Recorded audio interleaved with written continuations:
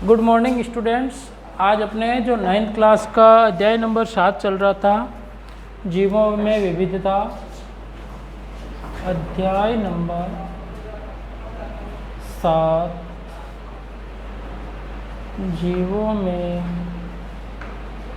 विविधता।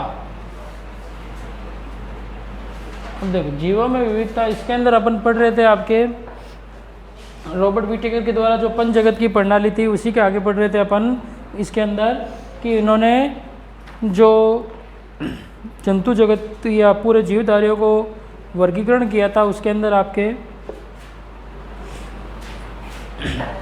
एनिमेलिया वर्ग पढ़ रहे थे अपन। कौन सा पढ़ रहे थे? एनिमेलिया। एनिमेलिया के अंदर आपके चल रहा था इसके अंदर कि अकशेरुकी जंतु पढ़ लिए पहले अपन ने, फिर उसके बाद में अपन ने शुरू किया इसके अंदर कशेरुकी जंतु। कशेरुक जंतु के अंदर अपन ने 3 पढ़ लिए थे। साइक्लोस्टोमेटा पढ़ लिया अपन ने, ठीक है, इसके अंदर। फिर उसके बाद में अपन ने मत्स्य वर्ग पढ़ लिया, फिर अपन ने उभयचर वर्ग पढ़ लिया। अब अपने आज पढ़ना अपन को सरीसर्प वर्ग, है ना, सरीसर्प, रेप्टाइल वर्ग। मतलब जो अपन क्या करते हैं, रेंग कर चलने वाले जंतुओं को इस वर्ग में रखा गया है। तो इनके लक्षणों की बात करें अपन, तो इनके अंदर ये असमतापी जंतु हैं। और बात करें अपन इनके लक्षणों की, तो इनका शरीर शल्कों से शल्कों द्वारा ढका होता है। इनका शरीर शल्कों से, शल्क पाए जाते हैं, इनका शरीर शल्कों से ढका रहता है, ठीक है। इनका शरीर क्या रहता है? शल्कों से ढका रहता है, मतलब शल्क पाए जाते हैं इनके ऊपर। और श्वसन क्या होता है इनमें? फेफड़ों से होता है। जो जलीय मतलब स्थल पर रहते हैं, उनका श्वसन फेफड़ों से, जल में रहते हैं उनके अंदर क्लोम एवं गिल से। तो अपन ने देखा मत्स्य वर्ग में श्वसन क्लोम से होता है। और उभयचर के अंदर क्लोम एवं फेफड़ों दोनों से होता था, क्योंकि वो जल और थल दोनों पे रह सकते हैं। लेकिन सरीसर्प वर्ग में क्या होता है, इनमें श्वसन किससे होता है? जैसे अपने अंदर फेफड़े होते हैं, वैसे इनमें भी, इनमें श्वसन फेफड़ों द्वारा होता है। फेफड़ों द्वारा होता है, इनमें श्वसन फेफड़ों द्वारा होता है। इसके अलावा और बात करें तो इनका हृदय क्या होता है? त्रिकक्षीय होता है। यह सामान्यतः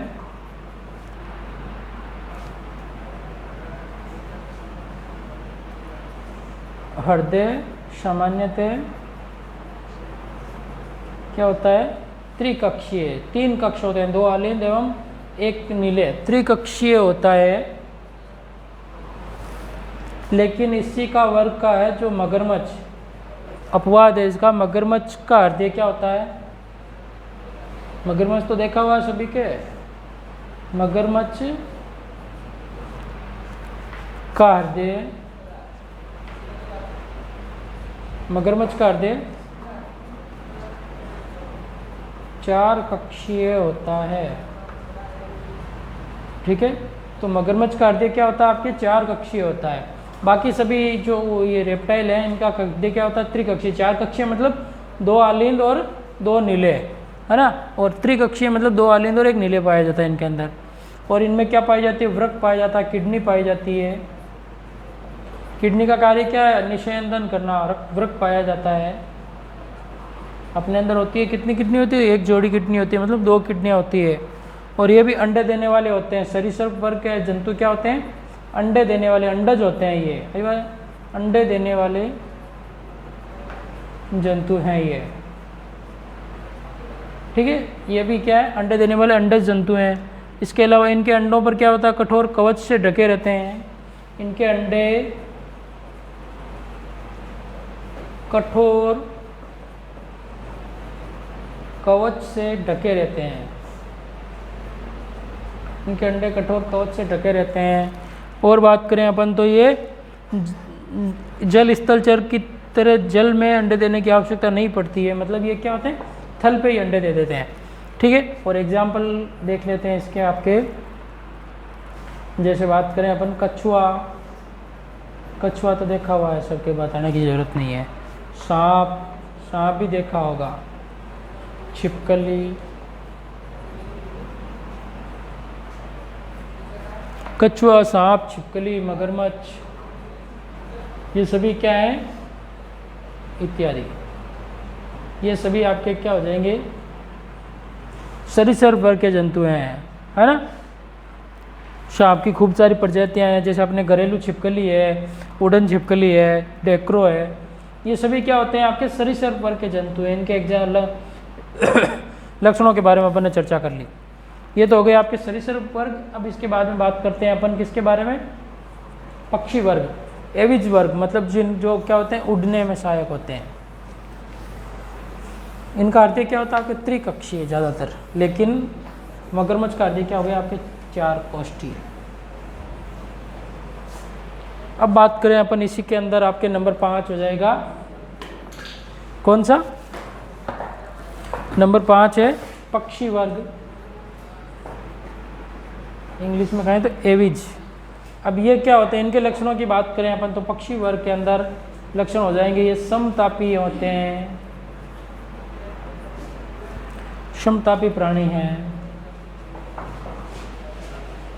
और बात करें अपन तो इनके अंदर, इनका हृदय क्या होता है, 4 कक्षीय होता है, 2 आलिंद एवं 2 नीले।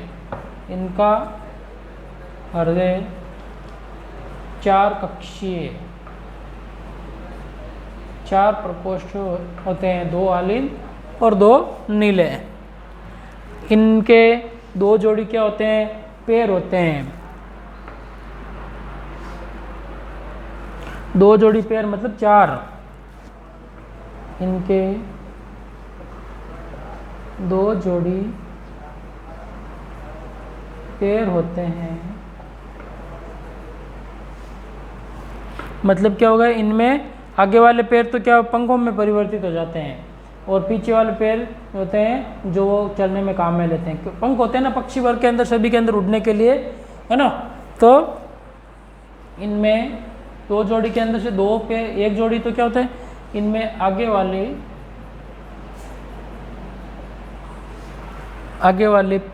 2 पैर,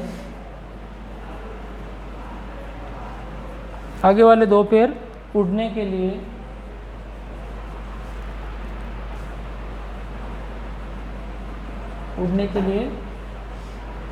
पंखों में परिवर्तित हो जाते हैं। आगे बात समझ में, उड़ने वाले पंख होते हैं जो पक्षी वर्ग के अंदर, और इनके परों से ढके रहते हैं। शरीर क्या होता, परों से मतलब पंखों से ढका रहता है पक्षी का, जैसे अपन चिड़िया का देखते हैं, कबूतर का देखते हैं, ये सभी इसी वर्ग के आते हैं। तो शरीर क्या होता है, पंखों से क्या होता है, ढका हुआ रहता है। और श्वसन इनमें भी क्या होता है, आपके फेफड़ों से होता है। श्वसन किससे होता है, फेफड़ों से। इसलिए जंतुओं का श्वसन किससे होता है, फेफड़ों, श्वसन फेफड़ों से होता है।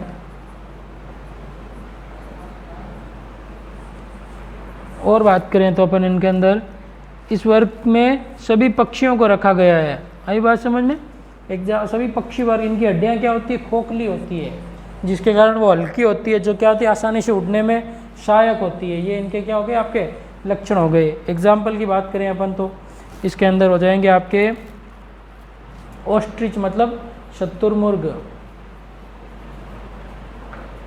और बात करें अपन तो कबूतर, इसके अलावा गौरैया चिड़िया, है ना। और बात करें अपन तो इसके अंदर आपके कौवा, ये सभी क्या हैं इसके, तोता, कुछ भी लिख सकते हैं अपन, है ना, आदि। ये क्या हो गए, पक्षी वर्ग के एग्जाम्पल हो गए। सिंपल सी बात है, 2-3 लक्षण याद रखना है आपको, ज़्यादा लंबा चौड़ा नहीं है सिलेबस, 2-2, 3-3 आपको याद करने हैं इनके। पक्षी वर्ग हो गया आपके। अब बात करें अपन, अगला है जो स्तनधारी, जिसके अंदर अपन आते हैं, जिनके ऊपर क्या होते हैं, पोषण के लिए स्तन पाए जाते हैं। नवजात के पोषण के लिए क्या होते हैं, स्तन पाए जाते हैं।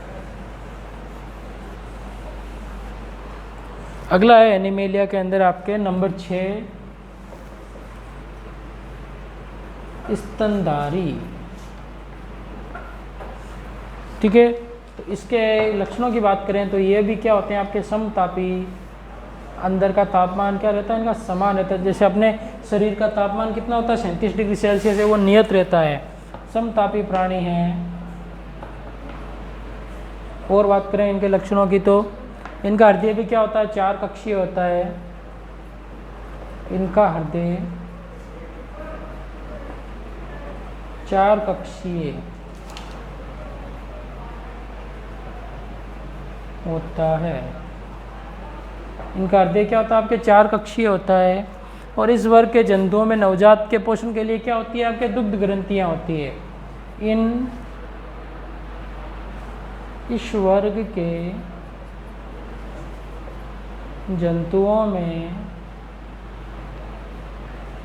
वर्ग के जंतुओं में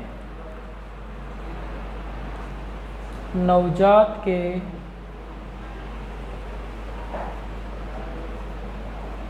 पोषण के लिए दुग्ध ग्रंथियां पाई जाती है। दुग्ध ग्रंथियां पाई जाती है, ठीक है। तो नवजात के पोषण के लिए क्या पाई जाती है, इनमें दुग्ध ग्रंथियां पाई जाती है। और बात करें अपन तो इनके अंदर इनके लक्षणों की बात करें अपन तो और हो जाएगा।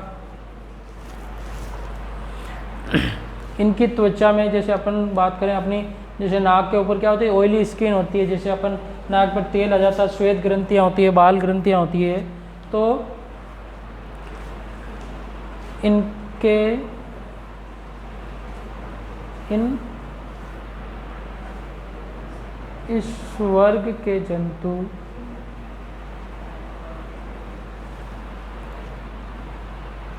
इस वर्ग के जंतु शिशुओं को जन्म देने वाले होते हैं। इस वर्ग के जंतु शिशु मतलब क्या होते हैं, ये जरायुज होते हैं, मतलब क्या बच्चे उत्पन्न करते हैं। बाकी अपन ने देखा था कि वो क्या कर रहे थे आपके अंडे उत्पन्न कर रहे थे। तो इस वर्ग के जंतु शिशुओं को जन्म देने वाले होते हैं, शिशुओं को जन्म देने वाले होते हैं। लेकिन एक इसके अंदर क्या है आपके अपवाद भी है, अपवाद लिख सकते हैं अपन। इसके अंदर क्या हो जाएगा आपके एक्केडीना एवं प्लेटिपस, जो क्या करते हैं अंडे देते हैं। एक्केडीना व प्लेटिपस, एक्केडीना व प्लेटिपस। और इनकी त्वचा क्या होती है आपकी, त्वचा पर बाल,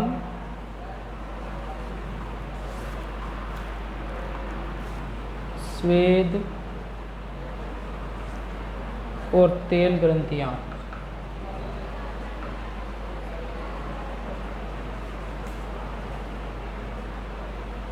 तेल ग्रंथियां पाई जाती है ना। जैसे अपने अंदर होती है, अपन देखते हैं बाल पाए जाते हैं अपने अंदर, रोम भी होते हैं, है ना। तेल ग्रंथियां भी होती है, श्वेत ग्रंथियां भी होती है, ऑयल छोड़ती है ना। लेकिन इसके अंदर एक और एग्जाम्पल है, जैसे अपन कंगारू देखते हैं, तो कंगारू का जो छोटा बच्चा होता है तो उसके अंदर एक मार्सुपियस थैली पाई जाती है ना, जो क्या करती है उस बच्चे को पोषण के लिए होती है। आई बात समझ, जिसके अंदर वो लटके हुए रहते हैं। आई बात समझ में, जब तक कि उनका पूर्ण विकास नहीं हो जाता है। अब इसके एग्जाम्पल की बात करें अपन तो एग्जाम्पल हो जाएंगे इसके अंदर आपके बिल्ली है, ये सभी, ये बिल्ली भी क्या होती है आपके स्तनधारियों के अंदर आती है। मनुष्य अपन तो हैं ही, सभी जानते हो आप सब, स्तनधारी वर्ग के अंदर आते हैं। इसके अलावा चूहा है। और बात करें अपन तो चमगादड़ है। आई बात समझ में, वेल मछली है, वेल मछली है आदि। ये सभी क्या है आपके कंगारू है ना। ये सभी किस वर्ग के आते हैं आपके स्तनधारी वर्ग के अंदर आते हैं। इम्पोर्टेंट, मनुष्य भी, अपन भी क्या है स्तनधारी, अपना हृदय 4 कक्षीय होता है। आई बात समझ में, मनुष्य क्या होता है बच्चे देने वाले होते हैं, है ना। मतलब कि बाकी सभी वर्ग के अंदर अपन लगभग देखा था कि वो आपके अंडे देने वाले थे, लेकिन जो एनिमल वर्ग के अंदर आते हैं वो बच्चे उत्पन्न करते हैं, ठीक है। तो अभी ये तो आपके हो गया रॉबर्ट वी टेकर के द्वारा जो पंच जगत की प्रणाली थी वो कंप्लीट, वो हो गई आपके कंप्लीट। ठीक है, अब बात करें अपन इसके अंदर, पंच जगत की प्रणाली तो हो गई आपके कंप्लीट, जिसके अंदर देखो मैं आपको एक बार वापस बता दे रहा हूँ क्या क्या पढ़ा अपन ने। देखो वी टेकर के द्वारा पंच जगत की प्रणाली थी, जीवधारियों को कितने भागों में बांटा था उन्होंने, 5 भागों में। एक बार वापस देख लो, फिर अपन एक छोटा सा टॉपिक और बचा इस चैप्टर का, वो कंप्लीट कर लेते हैं। देखो 5 भागों में बांटा था आपके, एक था आपके मोनेरा, ठीक है, पहला था आपके मोनेरा वर्ग, इसके अंदर पढ़ा अपन ने। फिर आपके कौन सा था, मोनेरा के बाद में प्रोटिस्टा, प्रोटिस्टा के बाद में अपन ने पढ़ा फंजाई या फिर आपके कवक, कवक के बाद में अपन ने पढ़ा प्लांटी, प्लांटी के बाद जो अपने अभी चल रहा था एनिमेलिया। ये आपके टोटल क्या है, 5 जगत की प्रणाली को 5 भागों में बांटा गया है, जिसके अंदर अपन ने पूरी डिटेल से मोनेरा, प्रोटिस्टा और फंजाई, इनके अंदर तो कम जंतु थे लेकिन कम जीवधारी थे, लेकिन प्लांटी के अंदर पूरा पादप जगत है ना, इसके अंदर पूरे पादप जगत की बात की अपन ने। और इसके अंदर पूरा क्या आता है, एनिमेलिया के अंदर आपके जंतु जगत। फिर एनिमेलिया को 2 भागों में देखा था, पहले तो अकशेरुकी और कशेरुकी। अकशेरुकी को मतलब कितने भाग, जो 8 वर्ग देखे इसके अंदर, वो पोरीफेरा, सिलेंड्रेटा, प्लेटिहेल्मिन्थेस है ना, इकाइनोडर्मेटा वगैरह। और एनिमेलिया के अंदर फिर अपन ने प्रोटोकोडेटा और वर्टिब्रेटा के जो आपके अभी अपन ने पढ़े हैं पूरे है ना, साइक्लोस्टोमेटा, मत्स्य वर्ग, इसके अलावा अपन ने उभयचर वर्ग पढ़ा है ना, सरीसृप वर्ग पढ़ा, पक्षी वर्ग पढ़ा, अभी लास्ट अपन ने एनिमेलिया वर्ग पढ़ा। तो इसी के साथ में ये आपके रॉबर्ट वी टेकर की जो पंच जगत की प्रणाली ये तो कंप्लीट हो जाती है। अब इसके अलावा एक छोटा सा टॉपिक और बचा हुआ है जिसको अपन कहते हैं आपके नाम पद्धति के नाम से पढ़ेंगे। मतलब नाम पद्धति से क्या तात्पर्य है, देखो अगला टॉपिक लगाते हैं अपन, छोटा सा है नाम पद्धति। देखो ये नाम पद्धति क्या है, नाम पद्धति के बारे में अपन पढ़े हैं। तो जैसे अपन देखते हैं कि भारत के अंदर कितनी बोलियां हैं, इसकी ज़रूरत क्यों पड़ी, देखो अपन को पता है कि भारत के अंदर कितनी बोलियां चलती है, कि खूब सारी, प्रत्येक जगह पर क्या होती है, अलग अलग जगह की अलग अलग बोली है ना। जैसे अपन देखते हैं अपने राजस्थान के अंदर ही अपन अगर थोड़ा सा देखते हैं, दूर जाते हैं तो वहाँ का रहन सहन, चाल चलन, भाषा, वो बोल चाल की भाषा पूरी अलग है। जैसे अपन सिक्कर साइड तरफ चलते हैं तो वो थोड़ी सी खड़ी बोली है, राजा या जोधपुर की तरफ, बाड़मेर की तरफ चलते हैं तो वो थोड़ी मीठी बोली है ना। इस प्रकार से अलग अलग प्रकार की बोलियाँ हैं। तो अपन देखते हैं तो पूरे भारत के अंदर क्या है, खूब सारी भाषाएँ चलती है, प्रत्येक राज्य की अलग अलग भाषा है। तो नाम पद्धति की ज़रूरत क्यों पड़ी कि जैसे अपन जैसे यहाँ से तमिलनाडु जाते हैं तो वहाँ पर अपन को पूरी भाषा ही लेंगे, वहाँ पर तमिल चलती है, अपने यहाँ पर मारवाड़ी भाषा, हिंदी भाषा चलती है, ठीक है। तो अपन वहाँ पे जाते हैं तो अपन को वहाँ की भाषा समझने में दिक्कत आती है, वहाँ की भाषा पूरी अलग है। इसी प्रकार सब जगह सभी राज्यों की लगभग अलग अलग भाषाएं हैं, कुछ एक राज्यों की सेम है। तो ये तो हो गया, लेकिन अगर अपन पूरे भारत से बाहर जाएँ कहीं दूसरे देश में तो वहाँ पे भी पूरी अलग भाषा चलती है। जैसे फ्रांस में फ्रेंच भाषा चलती है, कहीं पे इंग्लिश चलती है, कहीं पे कौन सी भाषा चलती है ना। तो उन भाषाओं को क्या हुआ, वैज्ञानिकों की बहुत ज़्यादा समस्या आने लगी। तो वैज्ञानिकों ने क्या किया, एक वैज्ञानिक हुए थे कैरोलस लिनियस, क्या हुआ, नाम पद्धति को समझाने में सबसे पहले एक वैज्ञानिक हुए थे आपके कैरोलस लिनियस। वैज्ञानिक का क्या नाम था, कैरोलस लिनियस। कैरोलस लिनियस, इन्होंने क्या कहा, आपके नाम पद्धति, नामकरण किया। 18वीं शताब्दी में नाम पद्धति की शुरुआत की कि अलग अलग पूरे संसार में क्या है। अब ये इन्होंने क्या किया, जब से कोई भी जैसे आम ले लेते हैं अपन, आई बात समझ, अपन यहाँ पे क्या कहते हैं, इसको आम कह देते हैं, इंग्लिश में क्या कह देते हैं अपन, इसको मैंगो कह देते हैं, सिंपल सी बात है। लेकिन ये तो अपन समझ सकते हैं, लेकिन अगर अपन बाहर के देशों में जाएँ, जैसे अपन बाहर क्यों, भारत के अंदर ही कहीं दूसरी जगह जाएँ जहाँ पे, जैसे तमिलनाडु के अंदर जाएँ या कर्नाटक के अंदर जाएँ या फिर आप कहीं पे आंध्र प्रदेश के अंदर जाएँ, तो वहाँ पे सब जगह भाषाएं अलग अलग है। वहाँ पे आम को आम नहीं कहते हैं, अपन कहेंगे आम दो मेरे को, आम दो, तो वहाँ पे कोई नहीं देगा आपको, क्योंकि वो जानते ही नहीं आम होता है क्या है, नाम ही पता नहीं है। तो कितनी समस्याएँ आती है। तो इस समस्या का सोल्यूशन करने के लिए वैज्ञानिक कैरोलस लिनियस ने क्या किया, इनके वैज्ञानिक नाम रख दिए सभी के, जो सभी जीवित हैं। जैसे मनुष्य का नाम क्या है वैज्ञानिक नाम? होमो सेपियंस। आई बात समझ में? जैसे अपना नाम क्या है वैज्ञानिक नाम? होमो सेपियंस। होमो तो क्या अपनी जाति, ये वंश, और सेपियंस क्या हो गई अपनी जाति हो गई। तो इस प्रकार से, इसी प्रकार आम का नाम रख दिया इन्होंने मेजिफेरा इंडिका। अगर अपन जो भी कोई पढ़ा लिखा है वैज्ञानिक है ना, तो वैज्ञानिकों ने अब ये हिंदी में मैंगो आम कहना सब बंद कर दिया, और अब उनको कुछ भी चाहिए, जैसे मैं आम चाहिए तो वो मेजिफेरा इंडिका बोलते हैं। तो इससे क्या होगा, सभी जगह यही नाम है। अब आम का क्या है वैज्ञानिकों की भाषा में क्या नाम है? मेजिफेरा इंडिका। मनुष्य का क्या नाम है? होमो सेपियंस। तो उनको इस प्रकार से क्या हो गई, सुविधा हो गई इस प्रकार से पढ़ने में। तो ये खोज करने वाले वैज्ञानिक कौन थे आपके? कैरोलस लिनियस, जिन्होंने क्या किया, पहले तो वंश, ये आपके मेजिफेरा तो इसका वंश हो गया, इंडिका क्या हो गई, इसकी जाति हो गई। इस प्रकार से इन्होंने वर्गीकरण किया नामकरण का। जरूरत क्यों पड़ी? क्योंकि सब जगह अलग अलग भाषा चलती है, तो इसके कारण समझने में क्या होगी, समस्या होने लग गई। इसके कारण क्या हो गया, जैसे अपन बात करें मोर का, ठीक है, मोर का वैज्ञानिक वानस्पतिक ये वैज्ञानिक नाम हो जाएगा पेवोक्रिस्टस, है ना, पेवोक्रिस्टोपस, है ना, क्रिस्टोपस, ये इसका नाम हो गया। तो सब जगह यही नाम चलता है वैज्ञानिक। इसी प्रकार सभी के नामकरण क्या कर दिए उन्होंने, लिख दिया।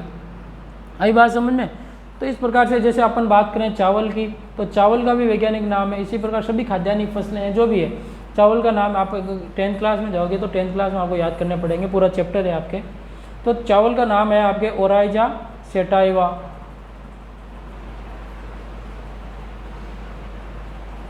इसी बात करें अपन मटर का नाम है आपके क्या है, मटर का पाइसम सेटाइवम।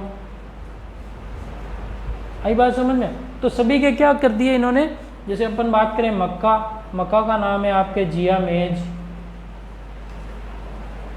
आई बात समझ में? तो सभी आपके क्या हैं, इनके नामकरण कर दिए, जिससे क्या हुआ, आपको समझने में आसानी रहे वैज्ञानिकों को। तो इस प्रकार से ये नामकरण है। इसका 1-2 नियम दिए हुए हैं कि नामकरण लिखते कैसे हैं, उनके बारे में पढ़ लेते हैं, फिर आपके ये चैप्टर क्या हो जाएगा, कंप्लीट हो जाएगा। अगली बात समझ में? तो नाम पद्धति देने का श्रेय किस वैज्ञानिक को जाता है? कैरोलस लिनियस को। और इन्होंने क्या किया, इन्होंने नामकरण करने के लिए क्या किया, पहले तो नाम लिखते हैं वंश का, और बाद में लिखते हैं ये स्पीशीज का नाम लिखते हैं ना। पहला शब्द तो क्या लिखते हैं, वंश, और दूसरा शब्द क्या होता है उसकी जाति। 1-2 नियम वंश के जाति के नाम लिखने में क्या लिखते हैं, कैसे लिखते हैं, जैसे इनके अंदर लिखते हैं वंश का नाम क्या करते हैं, अंग्रेजी के बड़े अक्षर से शुरू होना चाहिए, अंग्रेजी के बड़े अक्षर से शुरू होना चाहिए, बड़े अक्षर से शुरू होना। पहला शब्द क्या होना चाहिए आपके, बड़ा होना चाहिए। दूसरा है इसके अंदर, और प्रजाति का नाम छोटे अक्षर से शुरू होना है। तो वंश का नाम है, जैसे मेजिफेरा लिखते हैं अपन, तो एम क्या होना चाहिए, बड़ा होना चाहिए। आई बात समझ में? और इंडिका लिखते हैं तो इंडिका छोटा शब्द है। तो प्रजाति का नाम, प्रजाति का नाम क्या होगा आपके, छोटे अक्षर से शुरू होना चाहिए, छोटे अक्षर से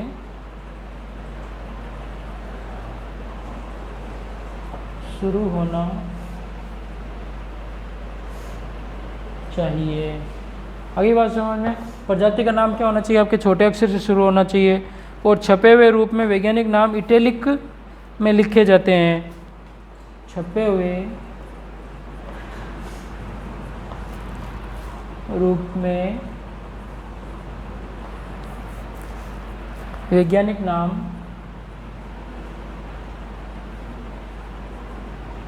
छपे हुए रूप में वैज्ञानिक नाम क्या होने चाहिए आपके, इटैलिक से लिखे जाते हैं।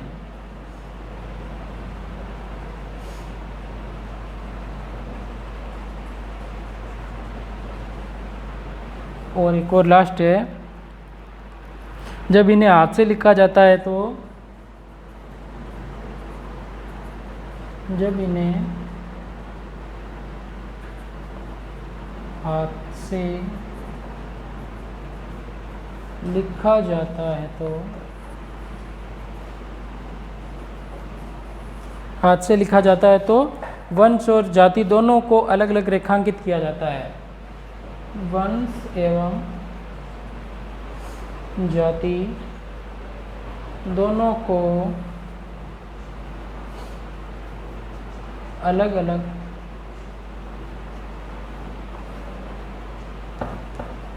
रेखांकित किया जाता है। ठीक है, तो ये आपके क्या हो गया, वंश और जाति का नामकरण लिखते समय जैसे एग्जाम्पल के अंदर लिख सकते हैं अपन, आम का नाम क्या हो जाएगा आपके, मेजिफेरा इंडिका। ठीक है, और बात करें अपन तो इसके अंदर आम के अलावा आप मटर का लिख लो, पाइसम सेटाइवम।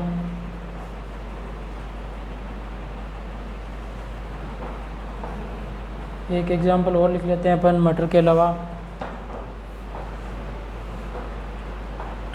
अपन लिखे इसका चावल का,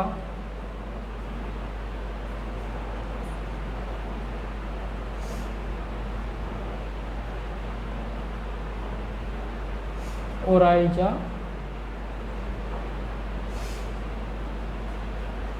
सेटाइवा।